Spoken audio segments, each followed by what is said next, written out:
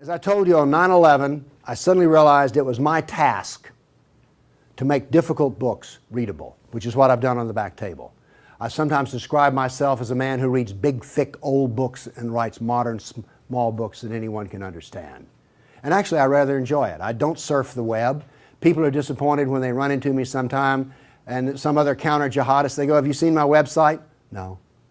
I don't even go to my own website. I have very little interest in the web except for Craigslist and Yahoo headlines and Drudge. That's it. So I like reading big, thick, old books. I really do.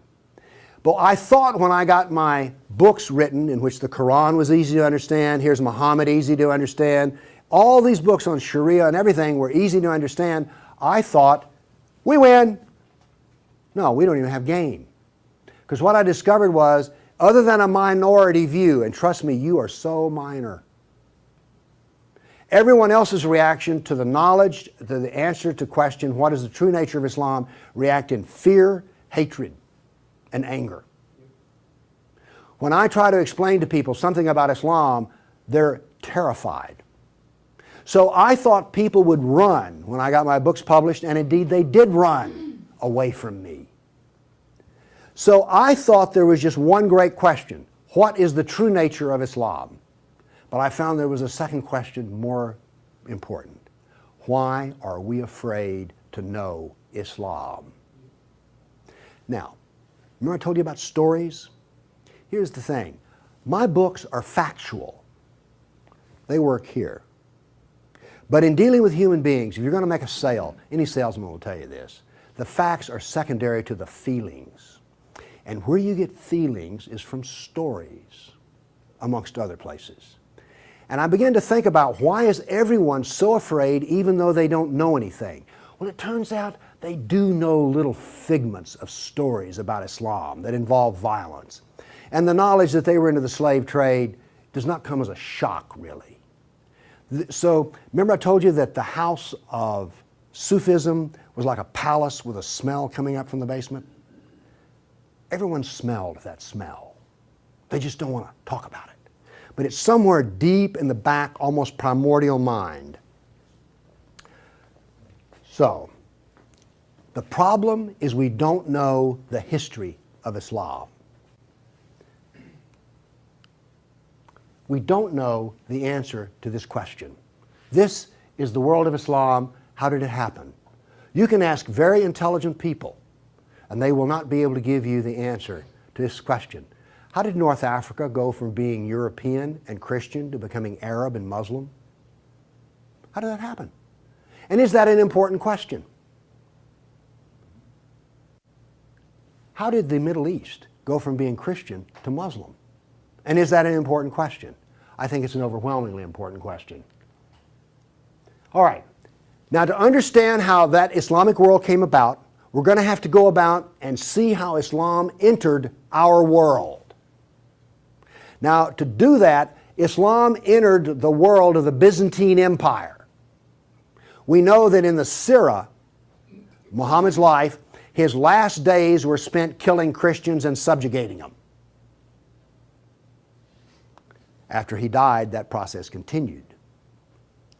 So, let's describe the world that Islam invaded. Now, we're told that the Roman Empire collapsed when the German barbarians invaded Rome. You all heard that story?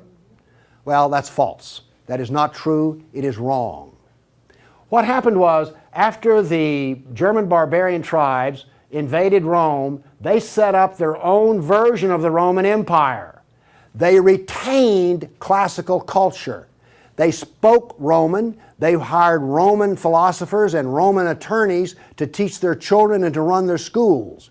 They came into the Roman Empire not to destroy the empire, but just to get the goods for themselves. The eastern part of the empire, so-called Byzantine Empire, is over here. Now, this is after the German invasion. The important point is this: there was still a classical empire. It's not collapsed.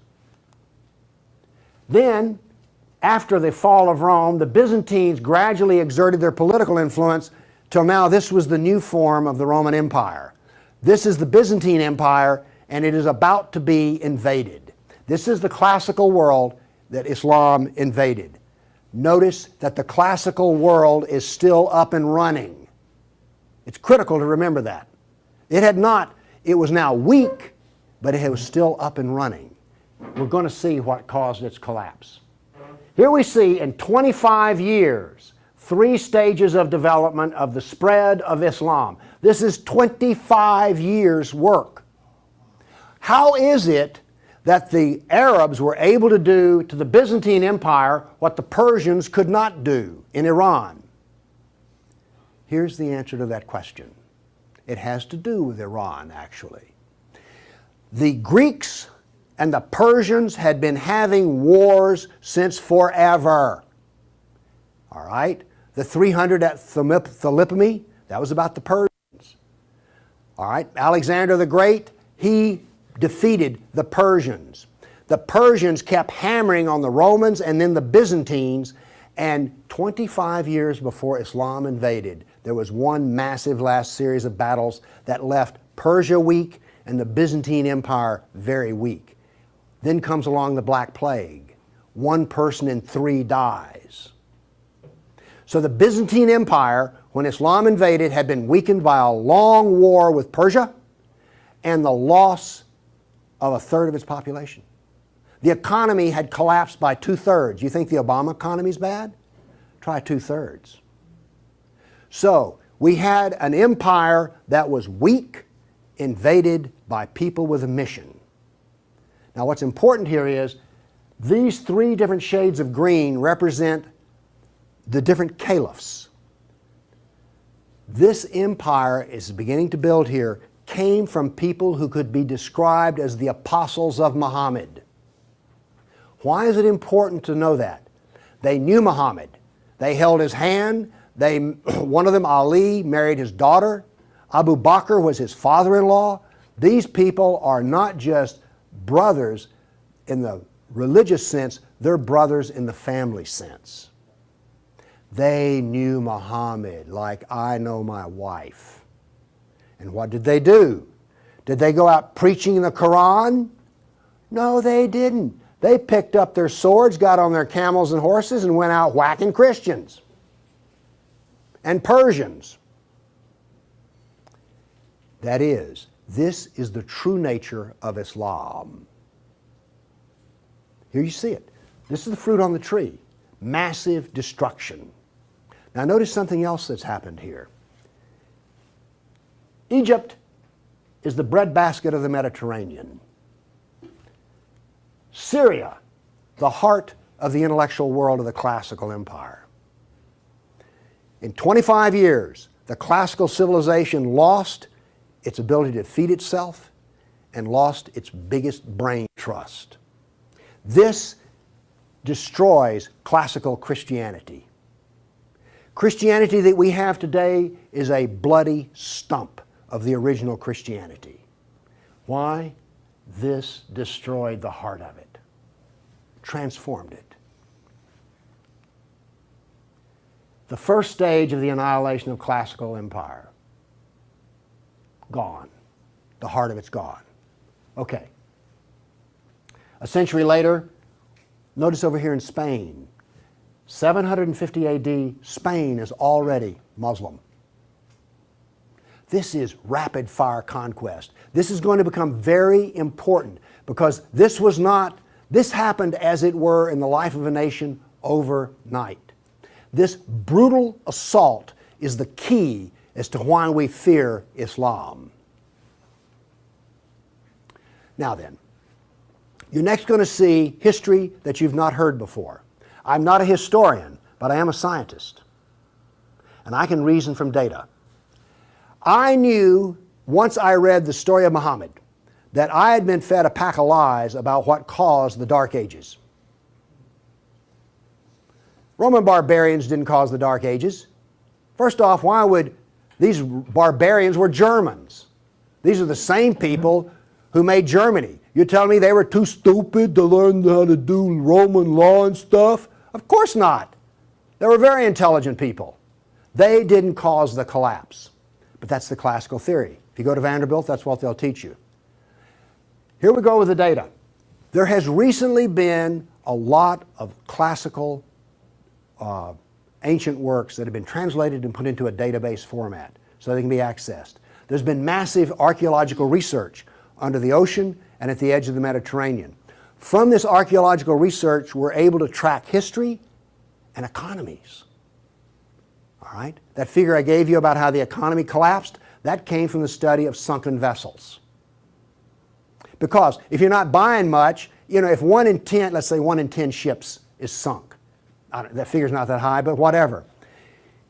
If you see a lot of sunken ships, there was a lot of ships sailing around. When they go down, the economy goes down. So from this data, we know a lot.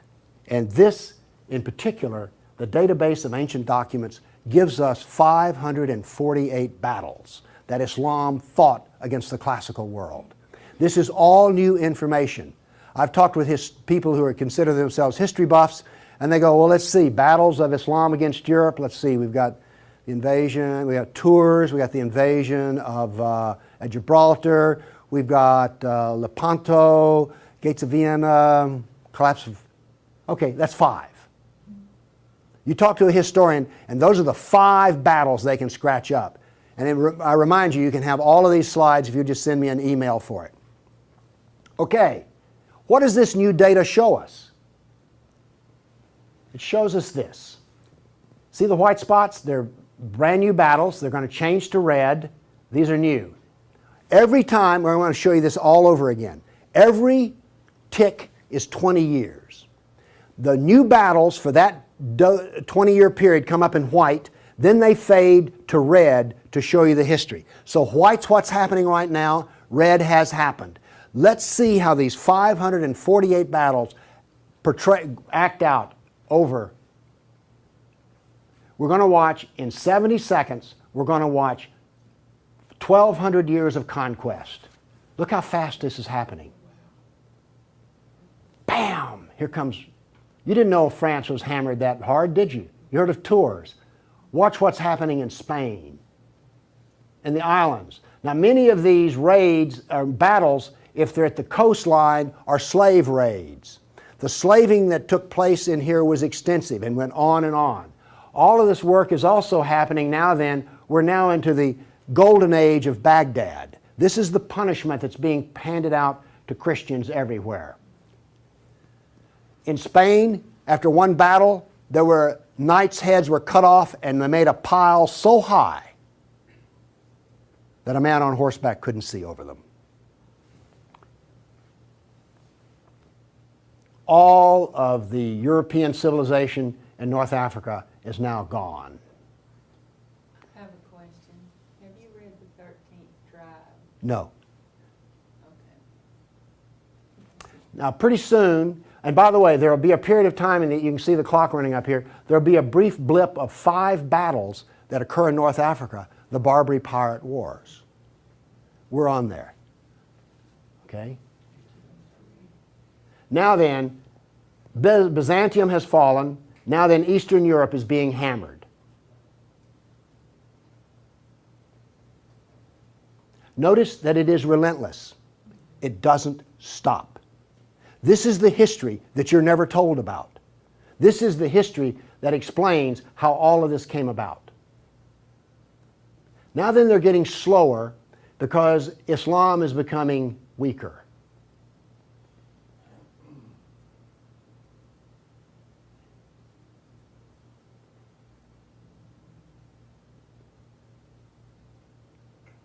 Why was it becoming weaker? Corruption. All empires collapse from the inside ultimately. Okay. I say that what caused the collapse of classical civilization was not the invading German barbarian tribes. I say that classical civilization was destroyed by Islam. Now comes the question, why do we not want to know that? We're going to answer that question. All right, now I want to give you the headlines. With all those little dots, basically what I've showed you is just quantity. Okay? Relentless, but quantity.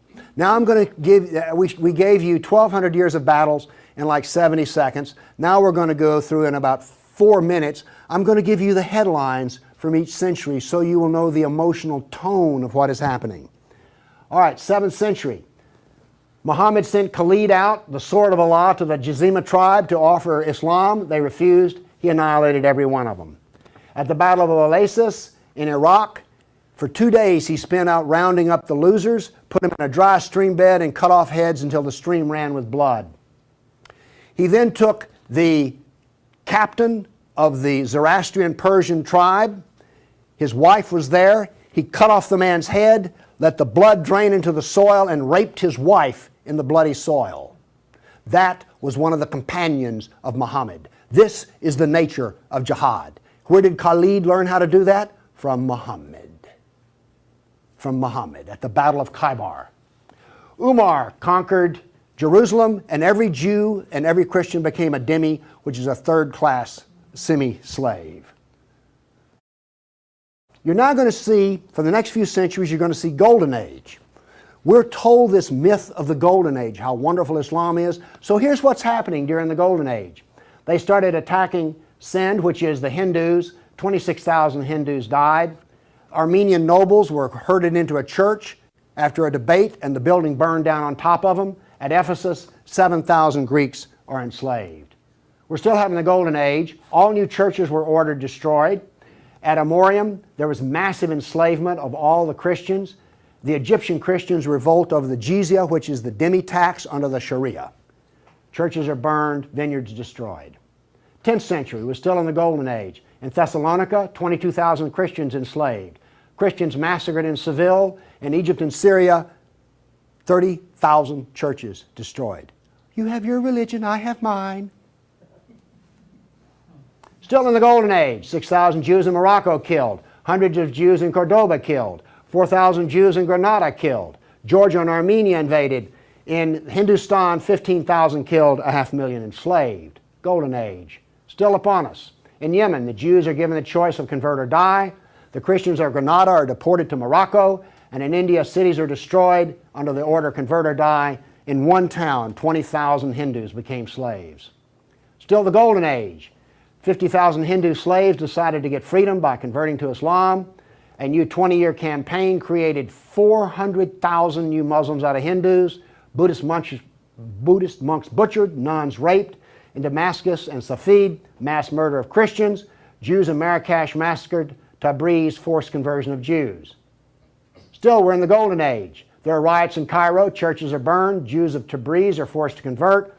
Tamerlane, one of the most evil men who ever lived, massacred 90,000 Hindus in one day. 30,000 in another battle, massacred in cold blood. Another Muslim leader takes 180,000 Hindu slaves. Oops, we're out of the Golden Age. See if you notice any change in tenor. Tamerlane destroys 700 villages in India. Now then comes He then turned to Iraq and annihilated the Nestorian and Jacobite Christians. The Nestorian Christians, half of the Silk Route in China was Nestorian Christian. The Nestorian Christians had emissaries and missionaries in the court of China. Afghanistan was partly Christian. All right? Gone. This is part of the destruction of the church that no one knows about. 700 years of attack, they finally destroy Constantinople. 16th century, the son of Tamerlane destroys temples, forced conversions. 2 of his generals built 2 towers of human heads. Once again, you couldn't see over them. And then noble women, Hindu women, started the practice of sati, which was mass suicide in order not to be sex slaves inside of the Sultan's harem. 17th century, Jews of Yemen and Persia forced to convert, forced conversions of Greeks. The Zoroastrians are persecuted in Persia, and over 500,000 killed Hindus. 18th century, more Zoroastrian persecution, Jews of Jeddah expelled, Jews of Morocco massacred, Hindu persecution continues.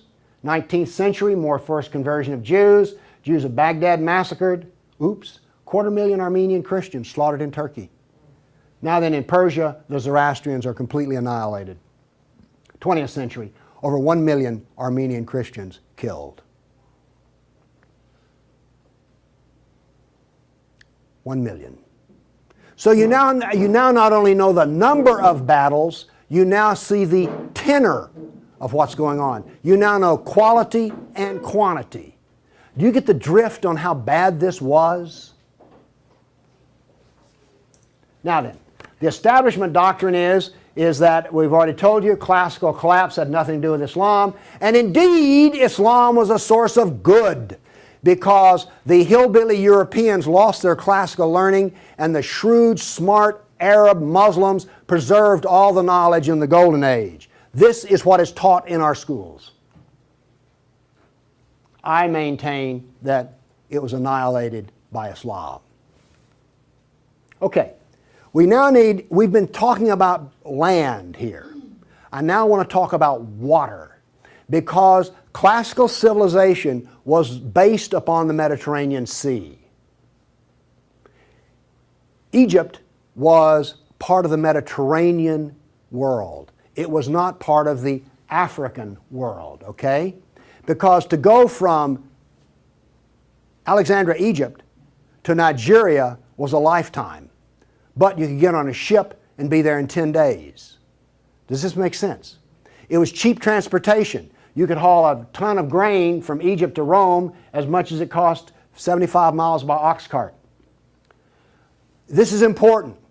I'm going to be driving back on the interstate after I finish talking here. I do not expect to be attacked or shot at on the way. I presume that the interstate is safe travel. It used to be that way under the Roman peace. That ended. The importance of naval work, as many as 500 boats could be in the harbor of Constantinople. The collapse of the freedom of sea. Let me show you something. Now we know this from history, the data. Rome used to communicate with France by boat. After Islam, they went overland through the Alps. Why did they do that? There was no longer freedom of the sea. Here's interesting.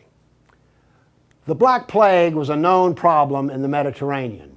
It used to take 4 months to get from here to Constantinople because there was sea trade back and forth. Well, that was eliminated. So now then, when there was an outbreak of the Black Plague, it went from harbor to harbor, all around here, and it took 4 years to get to here. Do you see the point I'm making? There was that little freedom of trade. As a merchant striking out to do business, you could wind up with your ship gone, your goods gone, and you're in chains, enslaved. By the way, this cuts down a lot on commerce. A brag. The Christians couldn't float a plank on the inland sea. What did this do? It isolated Europe and impoverished Europe. So, you know the business of the Barbary pirates? You know the business of the Somali pirates? Same. It is Sunnah. It is Sunnah, the way of Muhammad. There's a famous hadith which is repeated endlessly in which Muhammad awakes in a dream and he sees his jihadists sailing the inland sea. Islam always practices, where possible, economic warfare. Muhammad attacked caravans. What was attacked in New York? Ooh, Trade Center.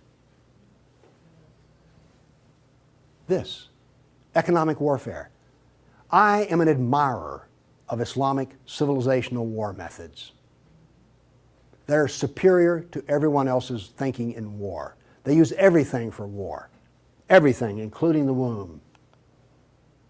This was an economic jihad. There were 3, you've heard of the Dark Ages? Well, there were 3 Dark Ages. One in Europe, one in Turkey, one in North Africa. You weren't told that, were you? Wonder why. Here we see some ruins. What's the importance of these ruins? Well, they're up and standing. What happened to all the ruins in Rome? Well, the people who were still living there used them as quarries. They harvested them. The Colosseum remained simply because it was so big. What does this tell us here? If all this stone is still stacked up, there were no people.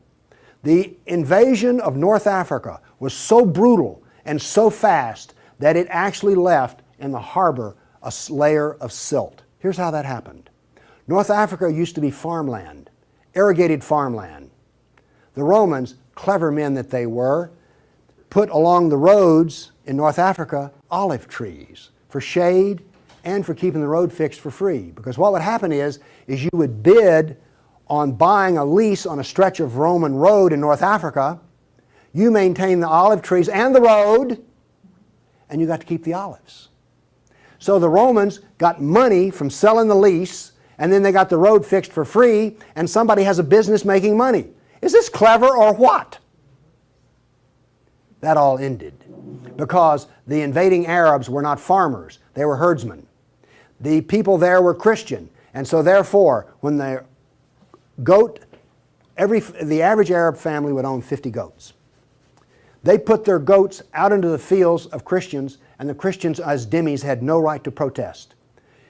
Between death and the erosion of the crops, there was this produced a layer of silt in the harbors.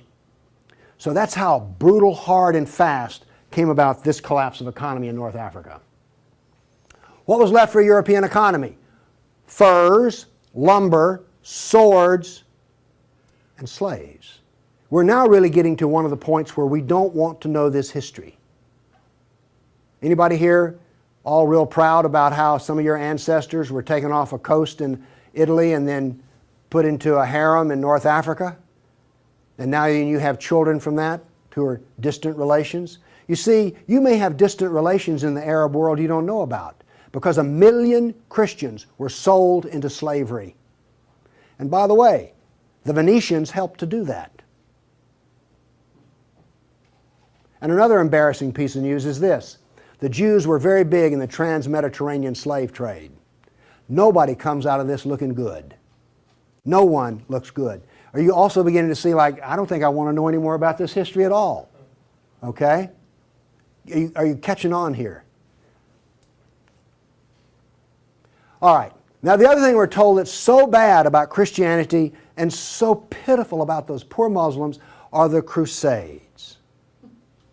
Who's ever heard this? Well, the Crusades, oh, that's so embarrassing. Gosh, you know, we got out of Europe, we went over there and invaded the Arab lands, and then we killed them and hurt them, and like, oh, I've heard preachers wallow in pity about how drastically bad the Crusades were.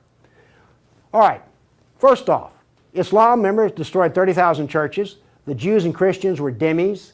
There was infinite number of brutality against Christians. Christians were fleeing the Middle East, and the Byzantine emperor appealed to the Pope, help us, please. Now this was a big thing to do because the Byzantine emperor and the Pope did not get along at all.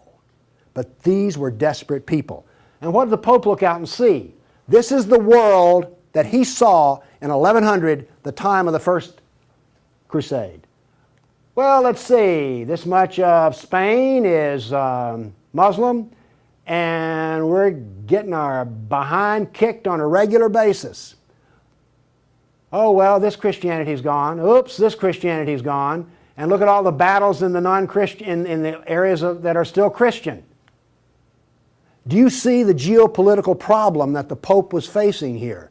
This was not just some, you know, we'll saddle up, get on our horses, and go steal from them Arabs, which is what you're told.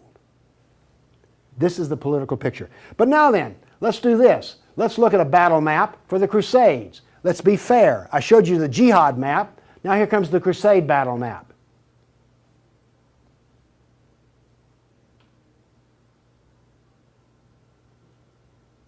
We're almost done. That's it. Now we're told that the Crusades are the moral equivalent of jihad. And therefore we need to be ashamed and whine and cry. All right. The Crusades were defensive, lasted 300 years, and the last one was over 800 years ago. All the jihad was offensive, lasted 1,400 years, and it's happening right now. In all probability, some Christian is being slaughtered in Nigeria today. Now, Is this moral equivalence?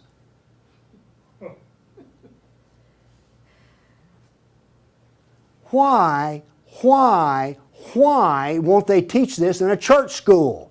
So the ministers will stop, oh, the Crusades were just so terrible. No, the Crusades were one of the few times the church put steel in its spine. And then we apologize for it. Now then, let's go to the great benefits of Islam. We're told about two different golden ages. We're told about Andalus, the wonderful empire in Spain, in which there was multicultural peace, and Jew and Christian and Muslim all lived together in a golden age in Europe. You ever heard that? Well, here we go. This is the battle map of the golden age in Andalus. Now, while all this is going on, orders for slaves are being filled. The first slave order out of Spain was the Caliph ordered up 3,000 blonde virgins. They were shipped out of Spain. Battles are going on in which Christian knights die. But notice something here. The Christians won't quit fighting. This is going to take 700 years, and there's going to be nearly 150 battles fought. Where was this caliph located? There was more than one caliph at the time. This was a caliph in North Africa. Okay. Now then, looking at this, do you understand why when Isabel and Ferdinand were finally in full power, they told every Muslim in Spain to get out of here? They drove everyone out. Okay, my question for you is this. Was Andalus a multicultural golden age or a reign of terror? I claim it was a reign of terror, and it was not a golden age at all. And yes, there were a few people who had it good. The elites had it good. There were some rich Jews and rich Christians that had it good. Also, otherwise, there was constant war, slavery, and Christians had to wear robes so you could tell a Christian from a block away. And a Christian couldn't carry a sword, and they paid special taxes. And then we come to the question, why are we told this story? Now we have the Baghdad Golden Age. Here we go. This is all the battles that are fought during the period of the Golden Age in Baghdad. Now, not only are they as busy as they can be killing Christians, but they're also busy establishing the Sharia doctrine. They're also busy establishing the Hadith doctrine. And they're also busy in doing things like slave trading. You know all those exotic photo pictures you've seen of the harem? They're sort of pre-Playboy sexy, beautiful women in gauzy outfits. All of those women were Christians. Less romantic sounding, isn't it? The other thing that's happening in Baghdad is this. A new philosophy is being generated in which there is no cause and no effect. This turns out to paralyze the mind. Okay, those were all the battles that were fought during the mythical Golden Age. Okay. During the Golden Age, Christians and Jews were dhimmis, Christians were sex slaves. Here's one that gets me. During this Baghdad Golden Age, they evolved a philosophy in which there were no laws of nature and there was no cause and effect. I'm a scientist. We work off of two laws, the law of contradiction, does the data contradict the data, and the law of cause and effect. I've just explained to you why out of their Golden Age, why you don't find Muslims getting Nobel Prizes in science. You cannot be a scientist and not believe in cause and effect. You just can't. Won't work. Now then, the Christians did all of the vaunted translation of the Golden Age text, and get this. We're told that this was such a great peak of learning, they destroyed 90% of the books. And we're told that the remaining 10% they preserved is like, oh, this was the Golden Age. Oh, we live in eternal gratitude to the Muslims. If they had come along, we'd have had 100% of them. Presented with a library in India, the largest library in the world was a Buddhist library in Nalanda. They came to him and reported the existence after they had conquered, and they said, "What shall we do with the library?" The order from the general was this: if it contains any information that is in the Quran, we already have it, burn it. And if it contains any information that is not in the Quran, it is false, burn it. The same was done with most all of the libraries. And why are we told this was some wonderful golden age that preserved knowledge for us?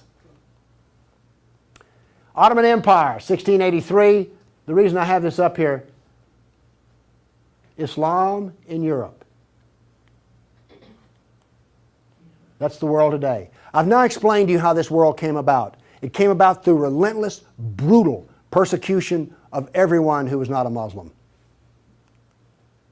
Now then, let's change to modern times. All of that work stops in 1922. This works off a database of 19,000 jihad attacks since 9/11. There are things like this. I know the date, the country, the city, how many are killed, how many injured, and a description. Now, when you present a guy like me with 19,000 pieces of data, I start asking questions. How do we make this make sense? So let's make it make sense. By the way, you did hear all about these 19,000 attacks in the Tennessean and the local newspaper, didn't you? You did hear about this. It was on the nightly news. We've heard about Fort Hood. Oh, the workplace incident. Oh yeah, I got that. All right. Anyway, moving along here. This, by the way, is where all these took place. I think that's interesting. And you'll notice something. This is the Islamic world, and it all centers around it. But notice how much is happening in Europe. Okay.